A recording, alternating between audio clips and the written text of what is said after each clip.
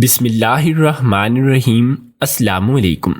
ایسی مزید ویڈیوز دیکھنے کے لیے ہمارے یوٹیوب چینل سین سٹوری کو سبسکرائب کر لیں، شکریہ۔ ملک فارس پر ایک بادشاہ حکومت کرتا تھا۔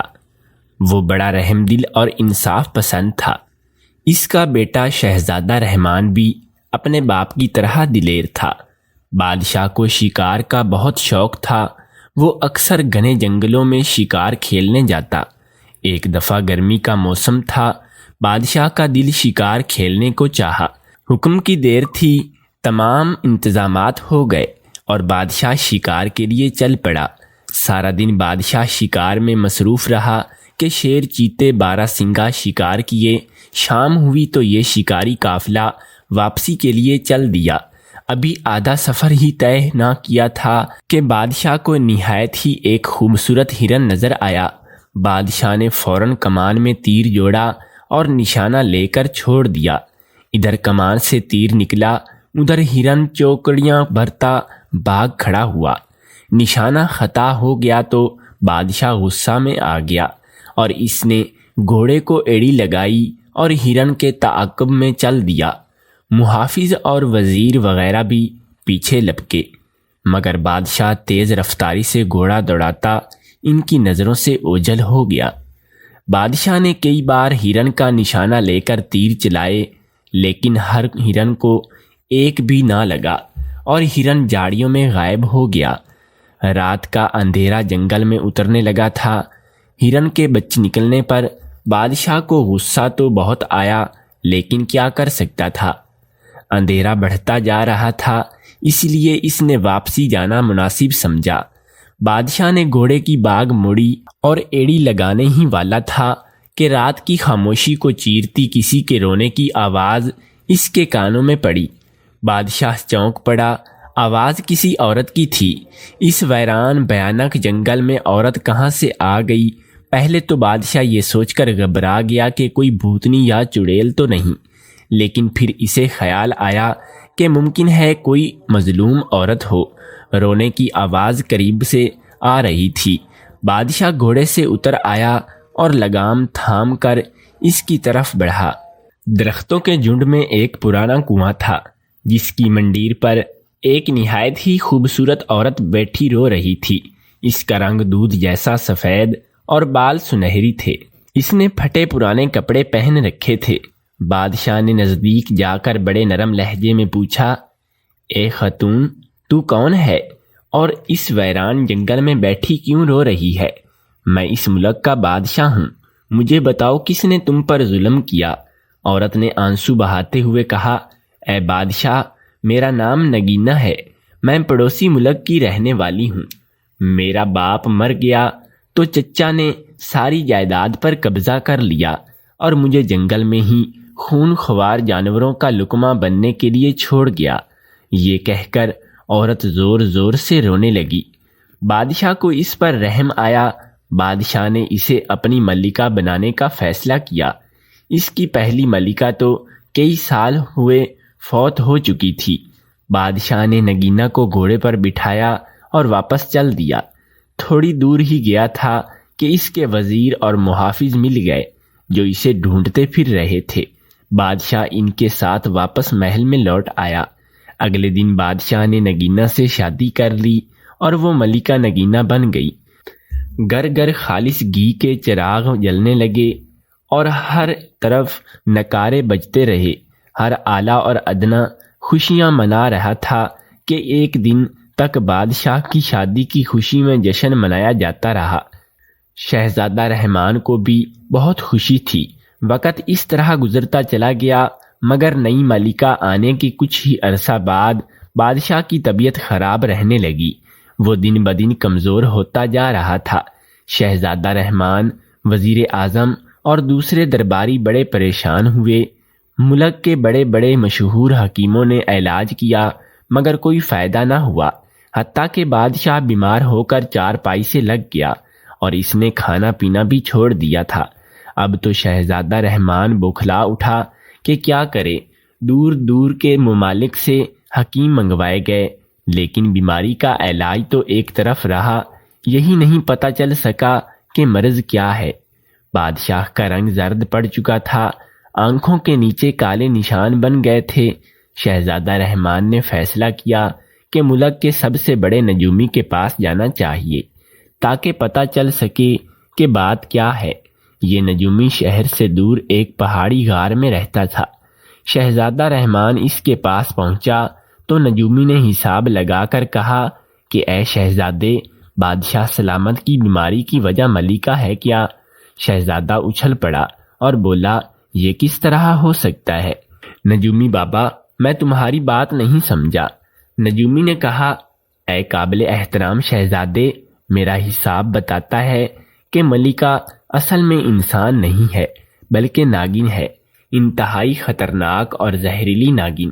سنو، جب کوئی سانپ 500 سال کا ہو جاتا ہے اور ان 5 سالوں میں کسی انسان کی نظر اس میں نہ پڑی تو اسے یہ طاقت حاصل ہو جاتی ہے کہ وہ جب چاہے انسان یا کسی بھی جانور کا روپ دھار سکتا ہے۔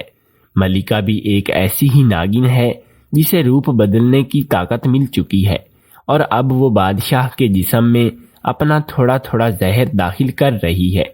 نجومی بابا، اگر تم صحیح کہہ رہے ہو تو ایک بات سمجھ میں نہیں آتی کہ آخر ناگن کو بادشاہ سلامت سے کیا دشمنی ہے جو وہ انہیں مار ڈالنا چاہتی ہے۔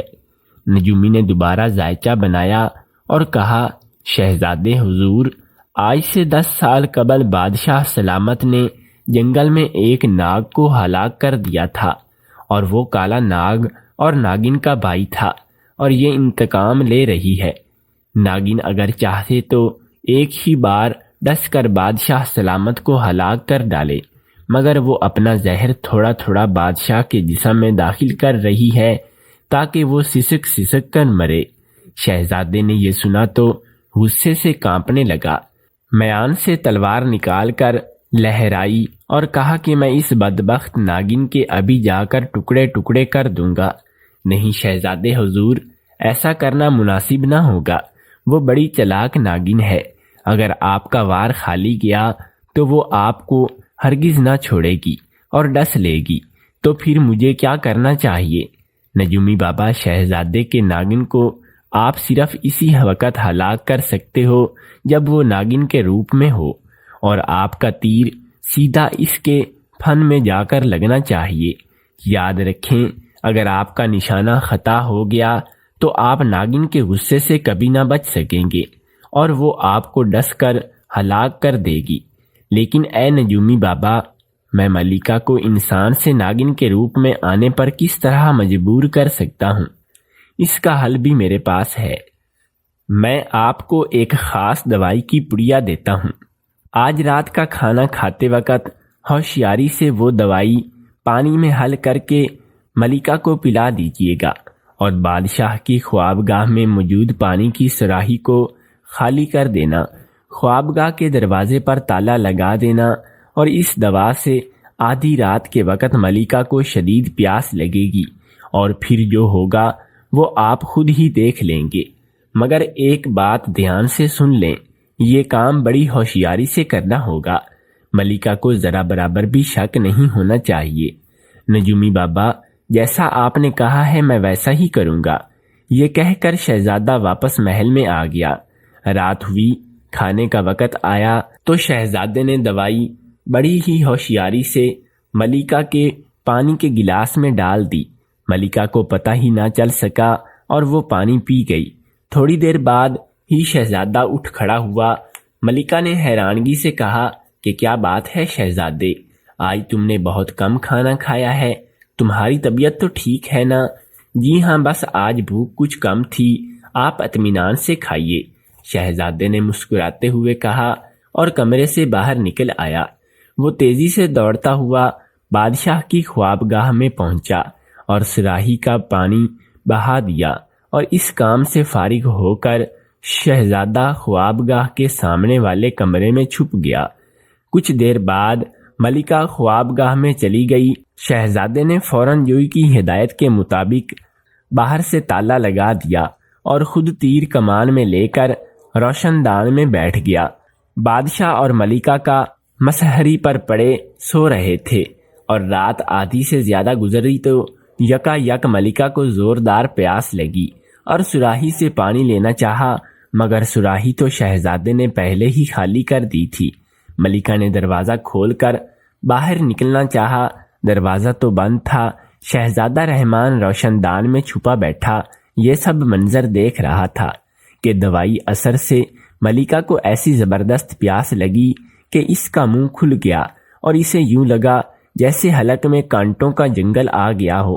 ملکہ پریشان ہو گئی تھی کہ کہاں سے پانی حاصل کرے، پیاس بجھائے۔ خوابگاہ سے ایک چھوٹی سی نالی باہر کو جاتی تھی۔ یہ خالی نالی گندے پانی کے نکاس کے لیے بنائی گئی تھی۔ ملکہ نے فیصلہ کیا کہ ناگن بن کر نالی کے راستے سے باہر جا کر پانی پینا چاہیے۔ وہ دبے قدموں بادشاہ کے پاس آئی۔ بادشاہ تو سارے گھوڑے بیچ کر سو رہے تھے۔ ملکہ کو جب یہ اطمینان ہو گیا کہ بادشاہ بے خبر سویا پڑا ہے تو اس نے زمین پر ایک لوڈ لگائی اور اگلے ہی لمحے فرش پر ایک ملکہ کی جگہ ایک سیاہ ناگن موجود تھی۔ شہزادے نے یہ منظر دیکھا تو کانپ اٹھا۔ نجومی بابا نے سچ ہی کہا تھا، ناگن کی سیاہ کھال چمک رہی تھی۔ وہ بل کھاتی لہراتی نالی کے راستے باہر نکل گئی۔ شہزادے کو وقت ہی نہ مل سکا کہ تیر چلائے۔ شہزادہ جلدی سے روشن دان سے اترا، گھوم کر باغ میں پہنچ گیا۔ اسے یقین تھا کہ ناگن ملکہ باغ میں پانی پینے گئی ہے۔ چاندنی رات تھی، چاند کی زرد روشنی سبزہ بڑا ہی بلا معلوم ہو رہا تھا۔ شہزادے کا خیال بالکل درست تھا، ملکہ واقعی تالاب کے پانی پی رہی تھی۔ پانی پینے کے بعد اس نے پھن پھیلا کر ایک زوردار پھنکاری ماری۔ شہزادہ ایسی جگہ چھپا کھڑا تھا کہ ملکہ کے پھن کا نشان نہیں لے سکتا تھا۔ ناگن ملکہ کچھ دیر گھاس پر لہراتی رہی، پھر ایک طرف چل پڑی۔ اس کا رخ خوابگاہ کی طرف نہیں تھا کہ وہ محل سے باہر والے راستے پر جا رہی تھی۔ شہزادہ رحمان اس کے پیچھے پیچھے تھا۔ محل سے نکل کر اس راستے پر ہو لی جو جنگل کو جاتا ہے۔ شہزادہ رحمان بڑی ہوشیاری سے اس کا پیچھا کر رہا تھا۔ یہ بھی خدا کا شکر تھا کہ چاندنی رات تھی، ورنہ اندھیرے میں ناگن کب نظر آتی۔ ناگن ملکہ گھنے جنگل میں پہنچ گئی۔ ایک غار کے باہر رک کر اس نے زوردار پھنکار ماری۔ اس کی پھنکار کے جواب میں غار کے اندر سے ایک دوسرے ناگ کی خوفناک پھنکار سنائی دی۔ خدایا کیسی بھیانک پھنکار تھی، وہ جیسے بیک وقت کی دیگیں چولہے پر چڑھی سنانا رہی ہو۔ پھنکار کے ساتھ ہی جھاڑیوں اور سرکنڈوں کے ٹوٹنے کی آواز آئی اور پھر ایک نہایت ہی بڑا اور اژدہا نما ناگ غار سے باہر نکل آیا۔ ناگ کے سیاہ جسم پر سنہرے رنگ کا تاج تھا جس سے تیز شعاعیں نکل رہی تھیں۔ یہ جنگل کا شیش ناگ تھا جو ناگ کے سامنے آ کر پھن پھیلا کر کھڑا تھا۔ ناگن سرمستی کے عالم میں جھوم رہی تھی۔ شیش ناگ کی آنکھیں دکھی شوروں کی مانند دیکھ رہی تھی اور وہ دو شاخی زبان بجلی کی طرح لبلبا رہا تھا۔ دونوں ناگ کچھ دیر ایک دوسرے کو دیکھتے رہے، پھر ناگن شیش ناگ سے لپٹ گئی اور وہ دونوں ناچنے لگے۔ رحمان اس دوران ایک درخت پر چڑھ چکا تھا۔ وہ انتہائی حیرت ناک اور خوفناک منظر دیکھ رہا تھا۔ تیر کمان اس کے ہاتھ میں موجود تھا اور وہ مناسب موقع کی تلاش میں تھا۔ کچھ دیر تک ناگن اور ناگ ناچتے رہے، پھر ایک دوسرے سے علیحدہ ہو گئے۔ شیش ناگ اپنی غار میں واپس چلا گیا اور ناگن واپسی کے لیے مڑی۔ یہی وہ لمحہ تھا جس کا شہزادہ رحمان کو انتظار تھا۔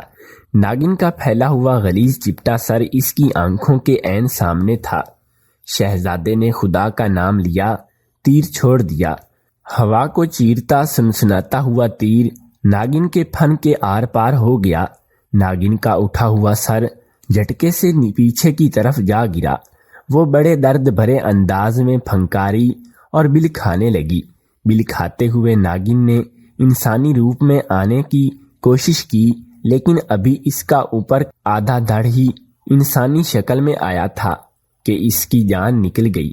ناگن کی پھٹکار سن کر شیش ناگ بڑی غضبناک انداز میں پھنکارتا غار سے نکلا۔ اس کے منہ سے شعلے نکل رہے تھے۔ جو آس پاس کی جھاڑیوں کو جلا کر خاک کر دیتے تھے۔ شہزادہ رحمان اس دوران کمان میں نیا تیر لگا چکا تھا۔ اس نے شیش ناگ کی دائیں آنکھ کا نشانہ لے کر تیر چھوڑ دیا۔ تیر نشانے پر بیٹھا ناگ بری طرح بل کھا کر تڑپا۔ شہزادے نے جھٹ دوسرا تیر چھوڑا اور ناگ کی بائیں آنکھ میں ختم ہو گئی۔ شیش ناگ اندھا ہو چکا تھا، اسے اب کچھ نظر نہیں آ رہا تھا۔ وہ پھنکارے مارتا اپنا سر بار بار درختوں اور پتھروں پر ٹپک رہا تھا۔ شہزادے نے پے در پے چلا کر ناگ کو ہلاک کر دیا اور درخت سے نیچے اتر آیا۔ آدھی انسان اور آدھی ناگن ملکہ مری پڑی تھی۔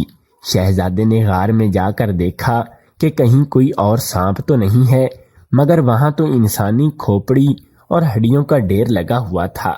یہ ان بد نصیب مسافروں کی ہڈیاں تھیں جو راستہ بھٹک کر شیش ناگ کی غار میں طرف آ نکلتے تھے، اور ناگ نے انہیں ڈس کر ان کا گوشت نوچ نوچ کر کھا لیا تھا۔ باہر آ کر شہزادے نے مرے ہوئے شیش ناگ کا پھن خنجر سے چیر کر من باہر نکال لیا، اور سانپ کا من ایک بڑے ہیرے کی مانند چمک رہا تھا، اور اس میں یہ خاصیت ہوتی ہے کہ یہ زہر کو چوس لیتا ہے۔ شیش ناگ کے من کو جیب میں ڈال کر شہزادے نے مری ہوئی ناگن ملکہ کو اٹھایا اور محل کی طرف چل دیا۔ جس وقت وہ محل پہنچا، رات کی تاریکی چپٹنے لگی تھی۔ محل کے محافظوں نے جب شہزادے رحمان کو ملکہ کی لاش اٹھاتے دیکھا تو دنگ رہ گئے۔ اس وقت ان کی چیخیں نکل گئیں جب انہوں نے دیکھا کہ ملکہ کا آدھا دھڑ انسان اور آدھا ناگ کا ہے۔ شہزادہ رحمان بادشاہ کی خوابگاہ میں پہنچا۔ بادشاہ نے بے خبر پڑا۔ شہزادے نے اس کو بیدار کیا اور ساری کہانی سنا دی۔ دہشت کے مارے ایک بار بادشاہ لرز اٹھا۔ اس خیال نے ہی اس پر کپ کپی طاری کر دی کہ وہ خطرناک ناگن کو اپنی ملکہ بنائے ہوئے تھا۔ اس نے ایک ناگ سے شادی کر رکھی تھی اور یہی اس کی بیماری کی وجہ تھی۔ یہ ناگن ملک ازہرا ہی تھی جس نے بادشاہ کو بیمار کر رکھا تھا، اور کیونکہ اپنے ناگ بھائی کا بادشاہ سے انتقام لے رہی تھی۔ بادشاہ نے شہزادے رحمان کو گلے سے لگایا اور کہا کہ بیٹا، تم نے اپنی جان پر کھیل کر اس خنبیس کو ہلاک کر کے مجھے نئی زندگی دی ہے۔ ابا حضور، یہ تو میرا فرض تھا۔ اچھی اولاد وہی ہوتی ہے جو اپنے باپ کی خدمت کرتی ہے اور ان کا ہر حکم مانتی ہے۔ یہ کہہ کر شہزادے رحمان نے شیش ناگ کے من کو جیب سے نکالا اور بادشاہ کے منہ سے لگا دیا۔ من کے فوراً ناگن کا زہر چوس لیا اور بادشاہ بھلا چنگا ہو گیا۔ اسی وقت ناگن ملکہ کا جسم تڑپ تڑ کر جلنے لگا، اور دیکھتے ہی دیکھتے وہاں راکھ کے چھوٹے سے ڈھیر کے سوا کچھ نہ بچا۔ بادشاہ فارس نے تخت و تاج اپنے بیٹے رحمان کے سپرد کر دیا اور خود الہی میں مصروف ہو گیا۔